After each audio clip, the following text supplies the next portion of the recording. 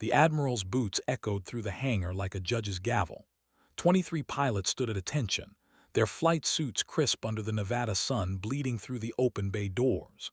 Vice Admiral Marcus Kendrick had flown with the best, Top Gun graduates, carrier veterans who'd seen real combat over the Persian Gulf and the South China Sea. He'd come to Nelly's Air Force Base expecting operators, warriors with kill counts and confirmed shoot-downs. What he got was a lineup that included a woman in her late 30s with graying temples and a 5-year-old boy holding her hand. The boy wore light-up sneakers. The woman wore exhaustion like a second skin. Kendrick's jaw tightened. This was Operation Phantom Jury, a joint task force evaluation for a classified program nobody was supposed to know about yet. The Navy wanted pilots who could fly anything, anywhere, against anyone, and someone had sent him a single mother. "Name," Kendrick said, stopping in front of her. "Captain Nadia Volkov, sir. United States Air Force, retired." Her voice was steady, accented faintly, something Eastern European softened by years of American vowels. "Retired," he said it like a diagnosis, "and you brought your kid to a military evaluation." "Daycare fell through, sir. He'll wait in the ready room." The boy looked up at the Admiral with huge brown eyes, clutching a tablet with a cracked screen. Kendrick felt the other pilots watching, some smirking. This was already a disaster. "Call sign?" he asked. She hesitated. Just a flicker, a half-second where something cold passed behind her eyes. "Iron Ghost." Someone laughed. A Navy lieutenant too rose back, FA-18 patch on his shoulder couldn't hold it in. The sound died quickly, but the damage was done. Kendrick saw her register it, the disrespect, the assumption. She didn't react, just stood there, spine straight, one hand resting on her son's shoulder. "Iron Ghost," Kendrick repeated, letting skepticism drip from every syllable. "That's cute. What you fly, Captain? Cargo, tankers?" "A-10 Thunderbolt II. Combat deployments in Afghanistan and Syria. Then test pilot program at Edwards." "Test pilot?" He said it like he was tasting something sour. "So you flew in circles and filled out paperwork." Her expression didn't change, but her son squeezed her hand tighter. Kendrick turned to his aide, a young ensign with a tablet. "Strike her from the roster. This is a combat evaluation, not a charity case." That's when the doors at the far end of the hangar opened, and a man in civilian clothes walked in, tall, gray-haired, moving with the casual authority of someone who didn't need a uniform to command a room. Kendrick's face went pale. "Belay that order, Admiral," the man said quietly. His voice carried anyway. "Captain Volkov stays." The man's name was David Crane, and he wore no insignia because he didn't need one. Former CIA Special Activities Division, former Air Force Brigadier General, current director of a program so classified it didn't have a name, just a number. He walked past Kendrick without saluting, stopped in front of Nadia and shook her hand. "Captain Volkov, thank you for coming." "Sir," she didn't smile, neither did he. Kendrick recovered fast, the way career officers do when they realize they've stepped on a landmine. "Director Crane, I wasn't informed you'd be joining us." "That's intentional, Admiral. This evaluation isn't what you think it is." Crane turned to address all 23 pilots. "You've been told this is a joint task force selection. That's partially true.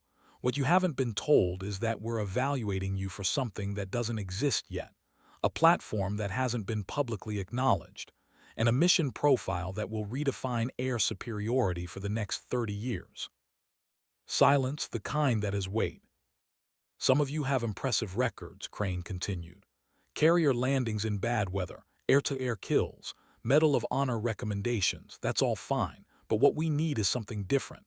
We need pilots who can think 3 moves ahead, who can fly platforms that don't handle like anything you've touched, and who can make decisions in environments where hesitation means death." He glanced at Kendrick. "And yes, Admiral, that includes Captain Volkov, especially Captain Volkov." The lieutenant who'd laughed earlier looked uncomfortable now. Nadia hadn't moved, but her son had stopped fidgeting. He was watching Crane with the same intensity his mother had, like he'd learned by osmosis how to read the room. Kendrick's voice was tight. "With all respect, Director, I've reviewed the files. Captain Volkov hasn't flown combat in 5 years. She's been out of the cockpit raising a child." "Actually," Crane said, "she's been doing contract work for Lockheed Martin, testing adaptive flight control systems for sixth-generation platforms. Classified. Above your clearance level, Admiral." He let that hang for a moment. "She's logged more hours in next-generation aircraft than everyone in this hangar combined." Someone dropped a wrench. The clang echoed. Crane pulled a tablet from his briefcase, tapped the screen, and held it up. Surveillance footage, grainy and time-stamped, 3 years old. A desert somewhere, mountains in the background. An aircraft moving across the frame, low and fast. Not a shape anyone recognized. It moved wrong, turned wrong, accelerated in ways that should have torn the airframe apart. "That's Captain Volkov," Crane said, "flying a prototype we're not supposed to have, against an aggressor squadron flying fifth-generation fighters.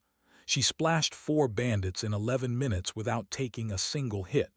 Then she landed the aircraft with a hydraulic failure that should have killed her." The hangar was silent now. No smirks, no laughter. Nadia's expression hadn't changed, but her son was grinning. The briefing room smelled like burned coffee and dry erase markers.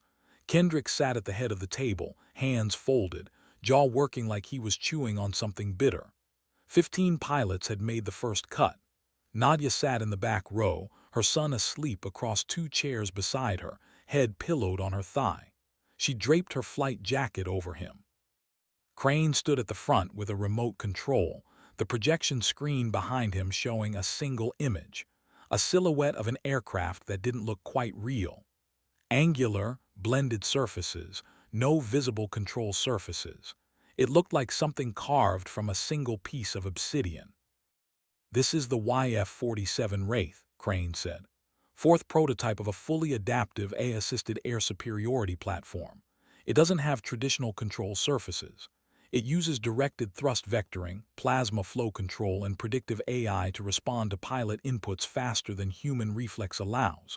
Top speed is classified. Service ceiling is classified.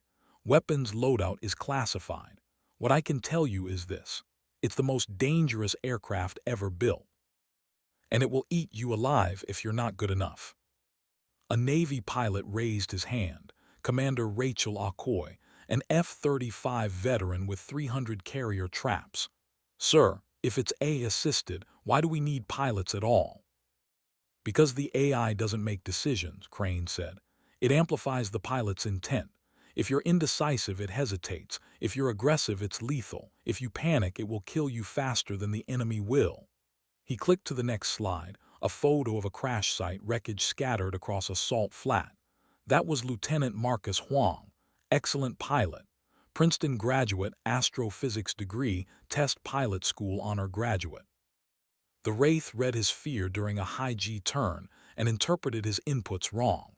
He augured in at Mach 1.8. Nobody spoke. "This isn't about stick-and-rudder skills," Crane said. "It's about partnership. The Wraith needs a pilot who trusts it and who it can trust. Someone who stays calm when physics stops making sense. Someone who's flown enough different platforms to adapt instantly." He looked directly at Nadia. "Someone like Iron Ghost." Kendrick finally spoke. "Why her specifically?" Crane smiled, but there was no warmth in it. "Because 5 years ago, during a combat mission over Syria, Captain Volkov's A-10 took a surface-to-air missile through the left engine.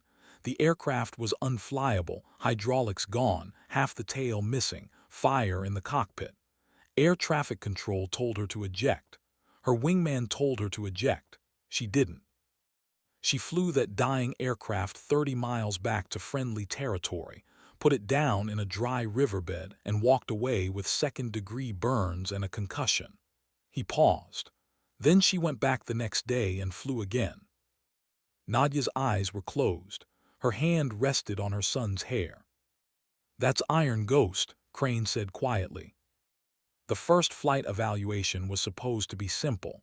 Take an F-16 up, run through basic maneuvers, demonstrate competence. The real evaluations would come later, in simulators and eventually in the Wraith itself. But Kendrick had insisted on starting with something conventional, a way to weed out the people who couldn't hack it. Nadia watched from the flight line as the first 3 pilots went up. All of them were good, sharp, the kind of pilots who made it look easy. Commander Akoy pulled 7GS in a sustained turn and made it look graceful. An Air Force major named Tors executed a perfect Immelman and followed it with a barrel roll that would have made an airshow crowd cheer. Then it was her turn. She walked the pre-flight alone. Her son was in the ready room with an airman who'd volunteered to babysit, playing some game on his tablet. Nadia ran her hands over the F-16 skin, checking panel seams, control surfaces, the telltale weeps of hydraulic fluid that might indicate a problem. The crew chief watched her with the expression of someone who'd seen 1,000 pilots do this and could tell the difference between routine and ritual. "She's clean, ma'am," he said. "Flew this morning, no issues." "Appreciated, Chief." She kept checking anyway. When she climbed into the cockpit, muscle memory took over. Strap in, check harness, connect oxygen, verify instruments. The F-16 was older than her son, a Block 40 model with worn paint and the ghosts of old squadron markings under fresh primer. But the stick felt right in her hand, and when she fired up the engine, the Pratt & Whitney roared to life like it was glad to see her. "Tower Iron Ghost, ready for taxi." Iron Ghost Tower, cleared to taxi runway 27, winds 260 at 8 knots. She taxied out, feeling the weight of eyes on her, pilots on the flight line, officers in the tower, Crane somewhere watching. Kendrick, too, probably hoping she'd screw up. Iron Ghost Tower cleared for takeoff. She pushed the throttle forward, felt the afterburner kick, and the F-16 leaped forward like a horse given its head. The runway blurred.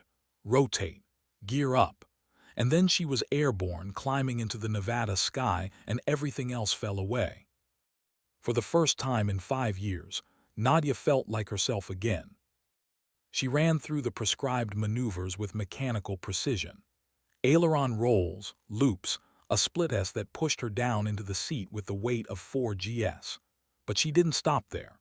She pushed the F-16 harder, tighter turns, faster transitions, a tail slide that wasn't on the evaluation list, but that demonstrated control most pilots didn't have. In the tower, Kendrick leaned forward. "What the hell is she doing?" Crane watched the radar track, a slight smile on his face. "Showing you what Iron Ghost means." She landed 20 minutes later, taxied back to the ramp, and shut down the engine. The silence after the roar was profound. She sat in the cockpit for a moment, letting her heart rate come down, feeling the sweat cooling under her flight suit. When she climbed down, the crew chief was grinning. "Ma'am, that was the best flying I've seen in 15 years on this flight line." "Thanks, Chief." Her son was waiting by the hangar, still holding his tablet. He ran to her, and she scooped him up even though her arms were shaking from adrenaline and G-forces. "Did you go fast, Mama?" "Really fast, kiddo." Crane approached, Kendrick beside him. The Admiral looked like he'd swallowed something sharp. "Captain Volkov," Crane said, "impressive." "Thank you, sir." Kendrick cleared his throat. "Captain, that tailslide wasn't on the evaluation profile." "No, sir, but you wanted to see if I could still fly." She met his eyes. "Now you know." There was a long silence. Then Kendrick nodded once stiffly. "Report to the simulator bay at 0600 tomorrow. You're moving to Phase 2. As he walked away, Nadia set her son down and knelt to his level. "How was your game?" "I beat level 12. He paused. "Mama, why did that man look mad?" "Because I reminded him of something he forgot." "What?" She smiled, tired and true. "That the sky doesn't care what you look like. It only cares if you can fly." The simulator bay was underground. a warren of concrete corridors and rooms filled with humming electronics. Nadia arrived at 05:30, her son still asleep in the temporary housing they'd been assigned. An off-duty lieutenant had offered to check on him, young guy Ernest with a picture of his own kids on his phone. Nadia had memorized his face, his name, his service record. Trust, but verify. The simulator itself looked like something from a science fiction movie. Not the clunky cockpit mock-up she remembered from her Air Force days, but a seamless sphere with a seat suspended in the center, surrounded by screens that curved into a perfect 360-degree view. She stood at the entrance, looking in. Intimidating, isn't it? Commander Akoy appeared beside her, holding a coffee that smelled like it had been brewed strong enough to strip paint. I went in yesterday, lasted 4 minutes before I augured into virtual terrain. 4 minutes? The AI doesn't forgive mistakes, and the Wraith's flight model is, she searched for words, wrong. It moves like something alive. You're still here, Nadia observed. Barely. Akoy sipped her coffee. For what it's worth, Captain, that flying yesterday was something else. I've got 3,000 hours in Hornets and Lightnings, and I couldn't have done half of what you did. Experience, Nadia said, and desperation. Desperation. I need this job, Commander. Single income, medical bills, a kid who's going to need braces in 2 years. Civilian aviation pays, but not enough. Not for what comes next. Akoy studied her. What does come next? I don't know yet. Nadia turned toward the simulator, but I know it starts in there. She climbed into the sphere, settled into the seat, and the world disappeared. The simulation began without preamble. One moment she was in darkness, the next she was flying. Not an F-16, not an A-10, but something that moved like Mercury, responsive and alien. The heads-up display was minimalist, just essential data, and the view outside showed a sky that didn't exist. Mountains rendered in hyperrealistic detail. Clouds that moved with actual fluid dynamics, and 6 red diamonds on the radar closing fast. Iron Ghost Phantom Control. You have 6 bandits inbound bearing 090 Angels 20. Engagement rules. Splash all targets. Defend the asset at grid November Whiskey 7. The asset, she glanced at the radar. A slow-moving blip, low altitude, transport probably. The Wraith felt wrong under her hands. The stick was too sensitive, the throttle too responsive. She banked left experimentally, and the aircraft snapped into the turn with violence that should have torn the wings off. No G-forces, not in simulation, but her brain screamed warnings anyway. The bandits closed. She armed weapons and discovered the Wraith carried nothing she recognized. No AMRAAMs, no Sidewinders, just designations. SBECTRE-1, SBECTRE-2. She fired SBECTRE-1 at the lead bandit. The missile didn't fly like anything she'd seen. It accelerated instantly, curved in a path that ignored physics, and intercepted the target in 3 seconds. The bandit vanished. 5 left. They spread out trying to flank her. She pulled the Wraith into a climb, inverted, and dove toward them. The AI anticipated her intent, weapons locked before she finished the thought. She fired twice more. 2 bandits gone. The remaining 3 broke, going evasive. Smart. She followed one, the Wraith responding to inputs she hadn't fully made yet. It was reading her, learning her. And suddenly she understood what Crane had meant about partnership. She stopped trying to fly the aircraft and started thinking with it. The difference was immediate. The Wraith moved like an extension of her will, turning inside the enemy's turn, matching their evasive maneuvers with predatory precision. She splashed the remaining bandits in 90 seconds. Iron Ghost Phantom Control. All bandits destroyed. RTB for debrief. She landed the Wraith at a virtual airbase, taxied in, and the simulation ended. When the sphere's door opened, Crane was waiting. He held a tablet showing her performance metrics, time, accuracy, G-forces the real Wraith would have generated. 11 minutes, he said. Captain, the average time for this scenario is 30 minutes. Most pilots crash within the first 5. The AI, she said, climbing out. It's learning adaptive, isn't it? Yes. Then it needs a pilot who thinks ahead, who doesn't just react but anticipates. She looked at the tablet. It's not a machine you fly, it's a partner you dance with. Crane's smile was genuine this time. That's exactly right, which is why you're going to fly the real thing tomorrow. Her heart skipped, sir. There's a prototype at Groom Lake. You, Commander Akoy, and Major Torres are cleared for actual flight evaluations. He paused. Admiral Kendrick wanted to wait longer, but I overruled him. We don't have time to waste. Why the rush? Crane's expression hardened. Because 6 days ago, an adversary nation deployed something we didn't think they had. And if we don't get the Wraith operational soon, we're going to lose a war we don't even know we're fighting yet. Groom Lake looked exactly like every conspiracy theorist said it did, and also nothing like it. The runway was real, massive, black, shimmering in the desert heat. The hangars were real, guarded by security forces who didn't wear unit patches and carried weapons that looked experimental. But the mythology, the aliens and UFOs, all of that was smoke. The real secrets were aircraft, and the Wraith was the biggest secret of all. Nadia stood on the flight line at dawn, watching the hangar doors roll open. The Wraith emerged on a tow vehicle, moving slowly, and she felt her breath catch. It was beautiful, terrifying but beautiful. The skin seemed to absorb light rather than reflect it, matte black with hints of deep blue where the sun hit just right.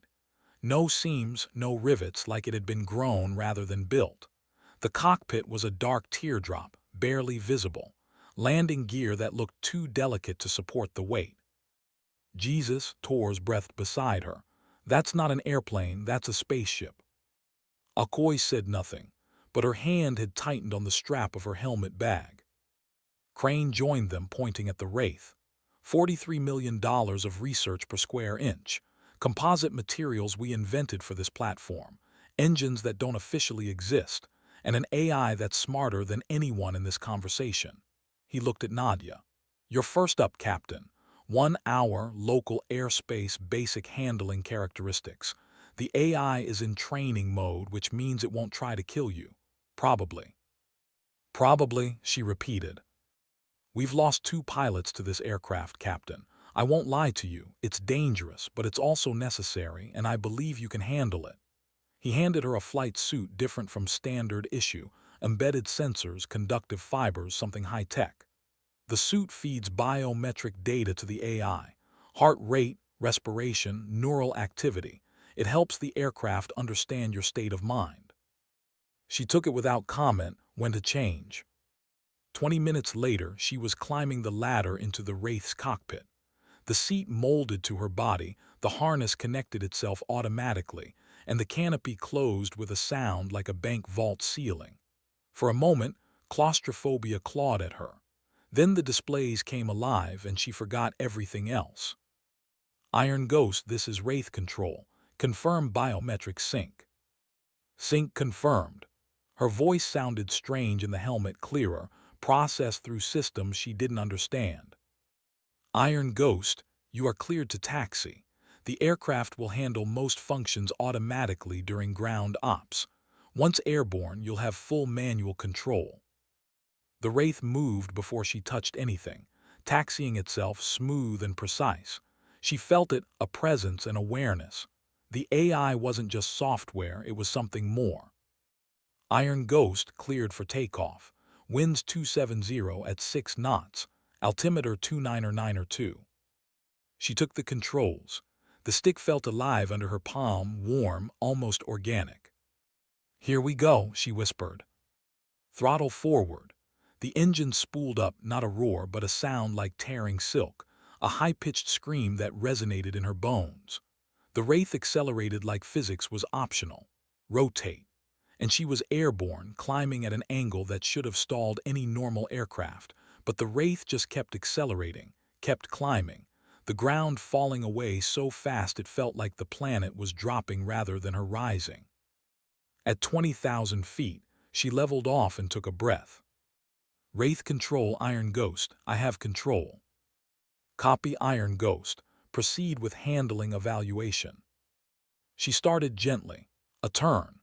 The Wraith responded instantly, perfectly, banking with grace that made her F-16 flight yesterday feel like driving a truck.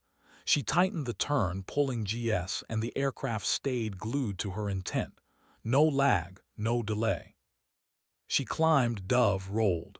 The Wraith followed every input with precision that was almost eerie. And then she felt it, the AI reaching back, learning her, adjusting, anticipating. She stopped thinking about flying and just flew. The Wraith sang. She pushed it harder, faster. A vertical climb that bled speed until she hung motionless for a heartbeat, balanced on thrust alone, then kicked the rudder and fell into a flat spin that the AI corrected before she finished the thought. She accelerated to Mach 1.2, broke the sound barrier without feeling it, and the world became a blur of blue sky and tan desert. Iron Ghost, Wraith Control, your heart rate is elevated, confirm status.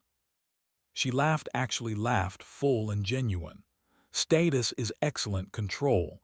This aircraft is incredible. Copy Iron Ghost, you have 10 minutes remaining. She spent them exploring the edges of the flight envelope, learning what the Wraith could do, feeling the AI adapt to her style. And when she finally brought it in for landing, touching down so smoothly she barely felt the runway, she knew. This was what she'd been looking for. This was home. When the canopy opened and she climbed out, Crane was waiting with an expression she couldn't read. "Captain Volkov," he said quietly, "the AI's evaluation of you just came back. I've never seen scores like this. It's rated you as compatible at 97%. What's normal? 60% is considered excellent, 80 is exceptional." He paused. "You and the Wraith understand each other, it trusts you. That's unprecedented." Behind him, Admiral Kendrick stood watching. His face was still pale, but his expression had shifted. Not respect yet, but something closer to recognition. "Admiral," Crane said, "I'm recommending Captain Volkov as primary pilot for the operational prototype. Effective immediately." Kendrick was silent for a long moment, then he nodded, approved. Nadia felt the weight of it settle on her shoulders, not burden but purpose. "Thank you, sir." Her son was waiting in the hangar, drawing pictures with crayons on printer paper the staff had given him. When he saw her, he ran over and she lifted him up, holding him tight. "Did you fly the spaceship, Mama?" "I did." "Was it scary?" She thought about the Wraith, the AI, the trust that had formed in a single hour. "No, kiddo, it was perfect." He hugged her tighter, and she closed her eyes, letting herself have this moment before the real work began. Because she knew what came next would be harder than anything she'd ever done. But for now she had this, and it was enough.